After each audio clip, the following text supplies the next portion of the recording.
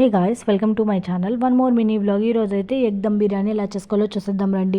ముందుగా stove on చేసి కడాయి పెట్టుకొని ఆనియన్స్ వేసుకొని బాగా ఫ్రై చేసుకొని పక్కన ఎత్తి పెట్టుకోవాలి. ఆ తర్వాత అదే ఆయిల్లోకి బాయిల్ చేసిన ఎగ్స్, కారం, పసుపు, సాల్ట్ అయితే వేసి బాగా ఫ్రై చేసుకొని పక్కన పెట్టుకోవాలి. ఆ తర్వాత అదే ఆయిల్లోకి హోల్ స్పైసెస్ని అయితే వేసి ఆనియన్స్, పచ్చిమిర్చి, అల్లం వెల్లుల్లి పేస్ట్, కొత్తిమీర, పుదీనాని కూడా వేసి బాగా ఫ్రై చేసుకున్న తర్వాత ఇందులోకి టమాటో ప్యూరీని కూడా వేసి బాగా ఫ్రై అయితే చేసుకోవాలి. ఆ తర్వాత ఇందులోకి కారం, పసుపు, ధనియా పౌడర్, గరం మసాలా, సాల్ట్ కూడా వేసి బాగా ఫ్రై చేసుకున్న తర్వాత కొద్దిగా పెరుగుని కూడా యాడ్ చేసుకొని బాగా ఫ్రై చేసుకోవాలి.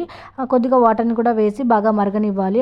ఆ తర్వాత రైస్కి అయితే రెడీ చేసుకుందాం. వాటర్ వేసుకొని అందులో ఫ్రైడ్ ఆనియన్స్, ఇంకా పచ్చిమిర్చి, అల్లం వెల్లుల్లి పేస్ట్, టేస్ట్కి తగినంత సాల్ట్, కొత్తిమీర, పుదీనా, ఇంకా నిమ్మరసం అయితే వేసుకోవాలి. అలాగే హోల్ స్పైసెస్ని కూడా యాడ్ చేసుకోండి.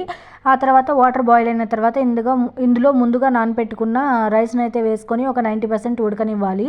ఆ తర్వాత మనము ఏదైతే మసాలా రెడీ చేసుకున్నామో అందులో నుంచి కొద్దిగా పక్కకైతే తీసుకున్న తర్వాత మనము ఒక్కొక్క లేయర్గా రైస్ని అయితే వేసుకుంటూ పైన కొత్తిమీర, పుదీనా, ఇంకా బ్రౌన్ ఆనియన్స్ కూడా వేసి ఆ తర్వాత మనం ఏదైతే కర్రీ పక్కన తీసుకున్నామో అది కూడా వేసి అలాగే లేయర్గా అయితే పెట్టుకోవాలి.